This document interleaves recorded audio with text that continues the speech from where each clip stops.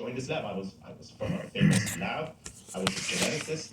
He had just found the first obesity genetics gene. He needed a geneticist. That's how I got into genetics of obesity. So that's how I started.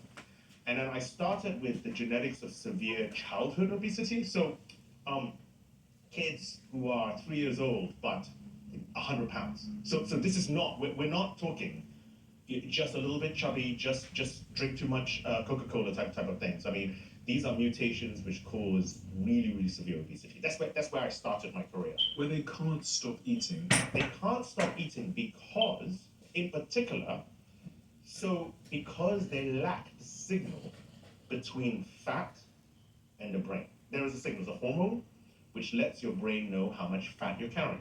That's important because how much fat you're carrying is how long you would last in the wild if there was no food. So if your food sources stop today. So it's an important piece of information. But if you lack that signal, like some of these children do, this is one of the 100-pound kids I was telling you about, then what they have is a brain that thinks that they're starving. Because now there's no signal. So the brain thinks they have no fat. When don't you have any fat? When you're starving. And so these poor kids who we think and we judge, look at that fat kid. What's that? Look, the parents don't care about them. You know that as your waist expands, your brain shrinks? What? Yeah, it's related to Max Lugavere. He's the author of the New York Times bestselling book, Genius Food, a brain food expert. He's just the best in the world at what he does. there's a lot of misinformation out there. And so my passion is to know what's true.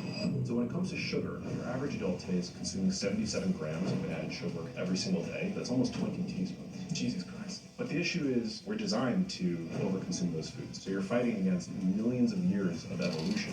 How do we solve that? I haven't gotten asked that anywhere else. So Controversial new research surrounding meat in our diet. red meat is not associated with the health problems we've been told for decades. People will try to censor you in talking about it, but we know that animal products in particular contain nutrients that are very supportive of good mental health. And there have been a number of studies that have shown that particularly vegan diets put people at increased risk for depression, at least a doubling of risk. I mean, food is so powerful. It's medicine. I get passionate about this because my mom was a vegetarian. It's clear that her low-meat diet didn't protect her.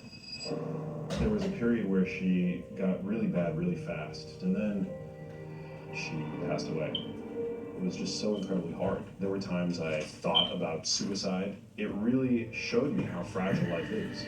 We have incredible agency to change our destiny and to change the way, really, ultimately, most of us are aging today. So how do we change that? What's Power Crunch?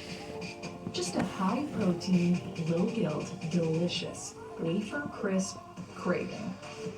Power Crunch. Protein worth craving. And try Power Crunch Kids.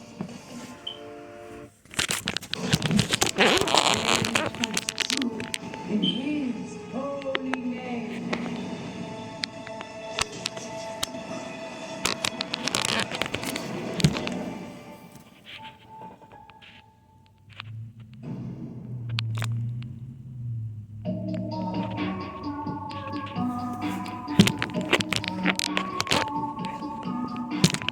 Max, why do you do what you do, and what do you do? Oh man, where should I start? Well, I do what I do because the most important person in my life, my mother, was very ill from a very young age, and that was the most traumatic. Seeing her go through what she went through was the most traumatic thing I've ever had to endure in my life, and ultimately, it led to me losing her. And when a loved one